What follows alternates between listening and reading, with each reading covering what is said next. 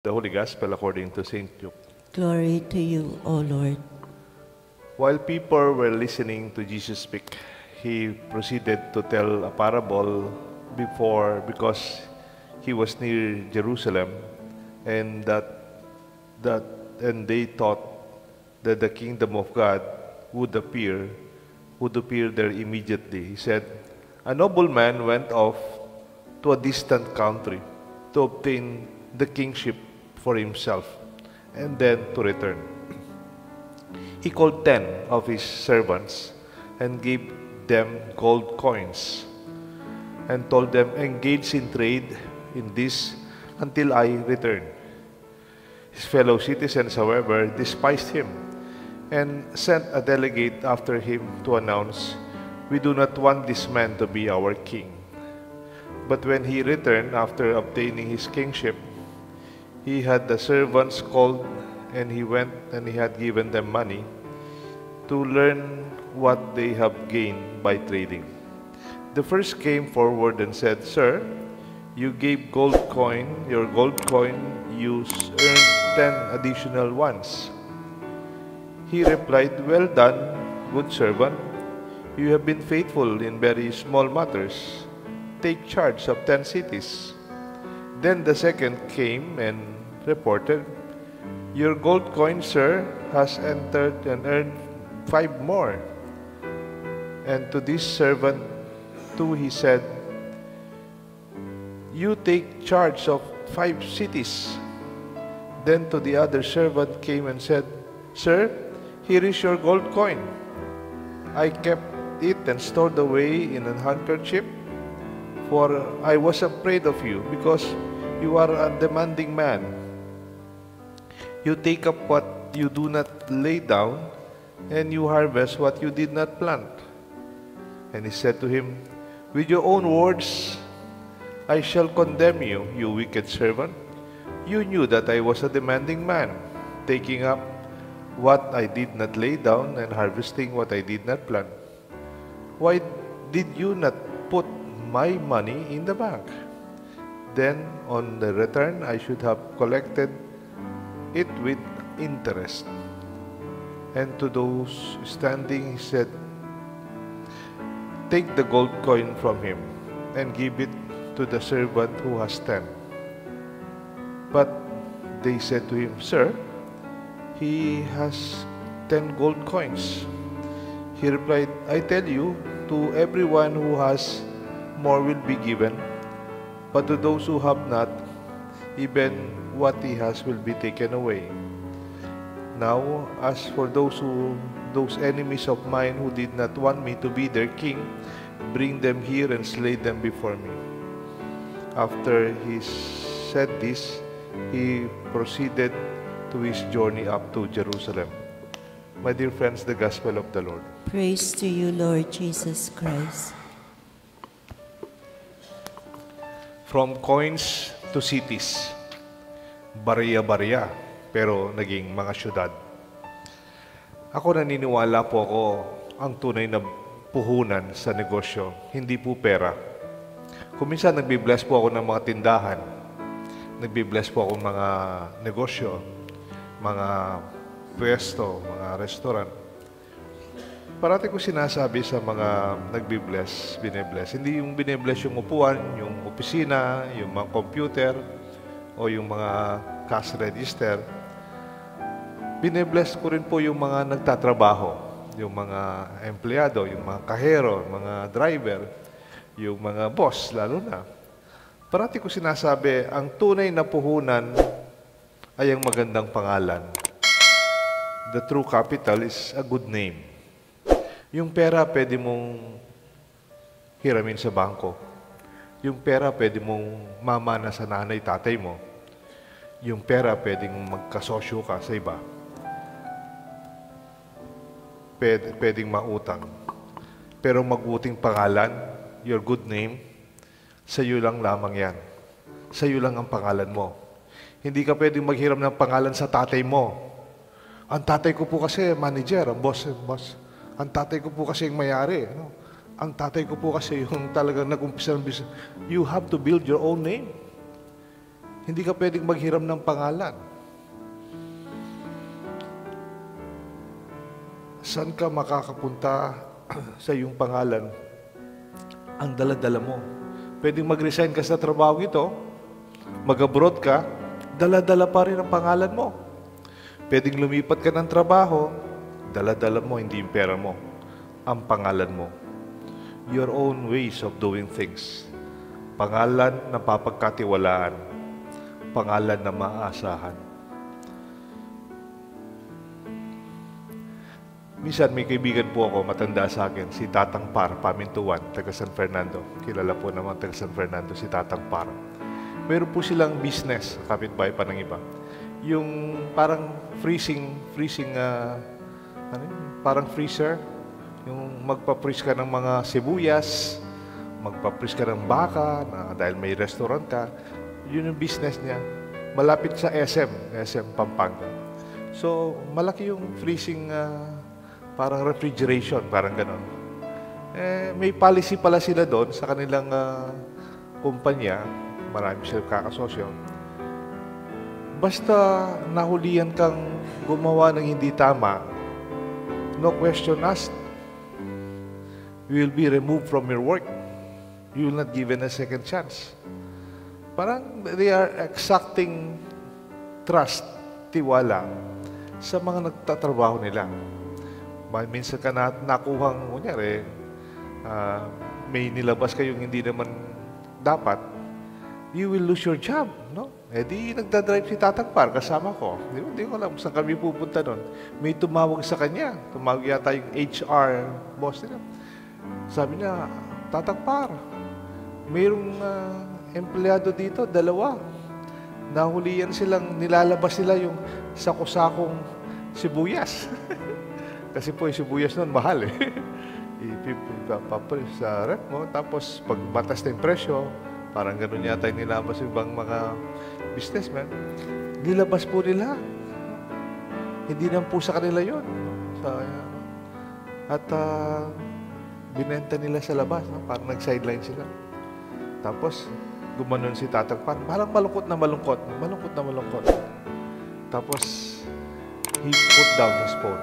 Parang alam na niya yung mangyayari doon sa mga nagtrabaho niya. Sabi niya sa akin, Father, lan mo na At pekpalidero ko yung kinabukasan daw. Pinagpalit nila yung mahaba nilang pagtatrabaho sa amin sa ilang sakong sibuyas.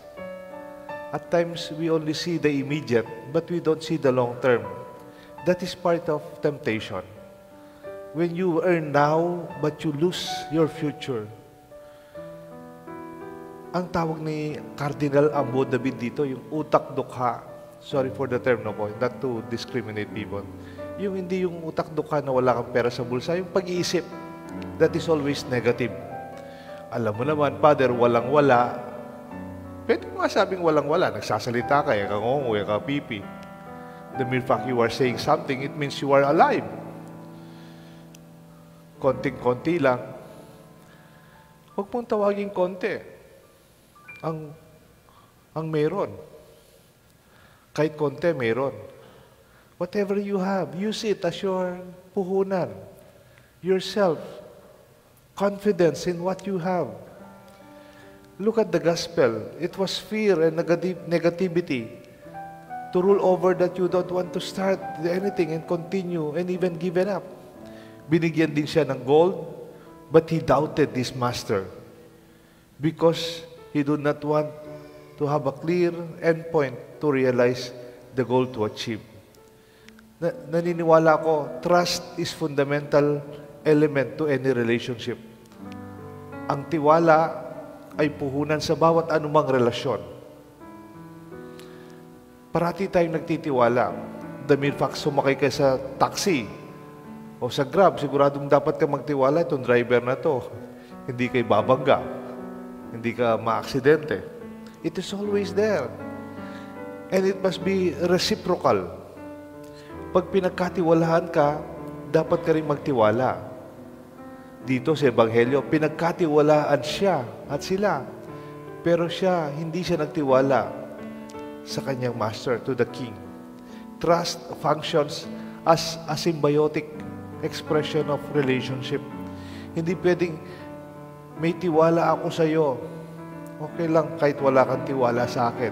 It cannot happen that way.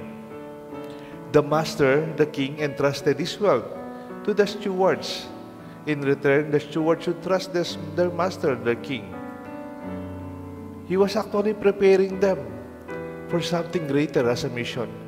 Yung palang binigay sa kanilang gold coins, bariya-bariya lang yon. Bakit? He was preparing them for a bigger mission. What is the mission that is awaiting them? Pagsubok lang pala yung perang yon.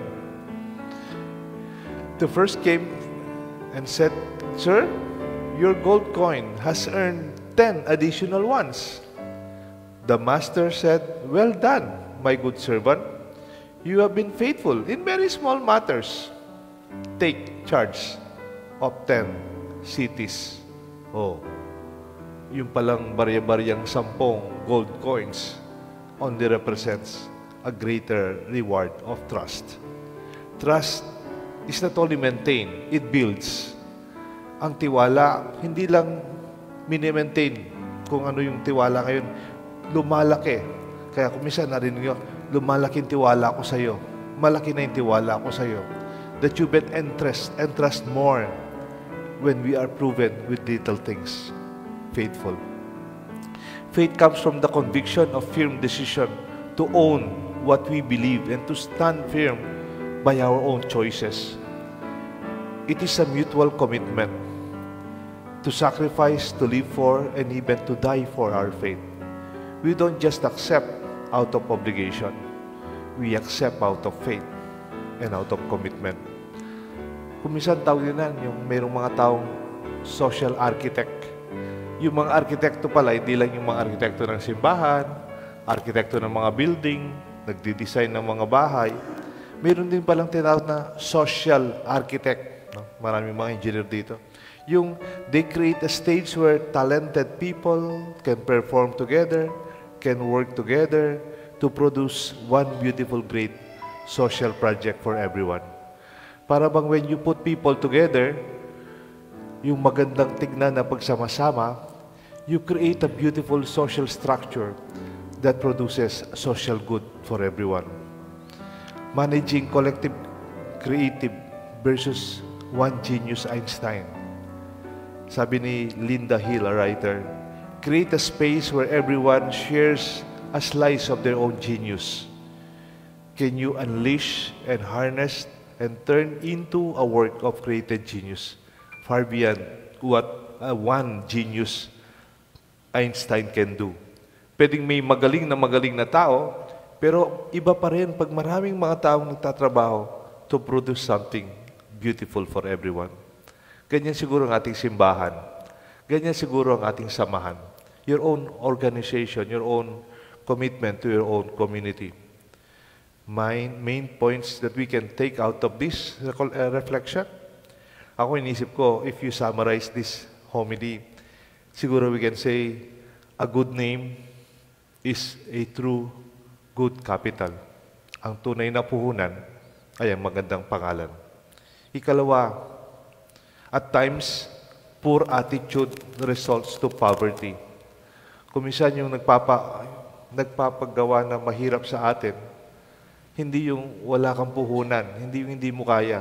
Your attitude brings you down. Alam niyo po ito kung meron kayong nagtatrabaho. Minsan, galing-galing niya, yung attitude niya, negative. Ayaw niya makisama sa iba o could not go beyond challenges. And then third, trust is mutual. It is reciprocal in terms of relationship. Pag pinagkatiwalaan ka, dapat maging kang katiwa-tiwala. Ganyan din po sa politika. Pag binoto ka, pinagkakatiwalaan ka. Hindi lang dahil idol ka, marunong ka sumayaw. Hindi. Pinagkatiwalaan ka, dapat maging katiwa-tiwala ka rin sa mga nagtiwala sa iyo. And lastly, having a long-term positive view leads us to success. Pag nakikita mo, hindi lang yung ngayon, yung kahirapan ngayon, yung konti ngayon, pero pag nakita mo, ang long-term, not the coins, but the cities that await. will be point of your own success. Not only materially, even in our spiritual life. Our sacrifices today will bring forth salvation and graces for everyone. From coins to cities. May God bless us all, the Father, the Son, and the Holy Spirit. Amen.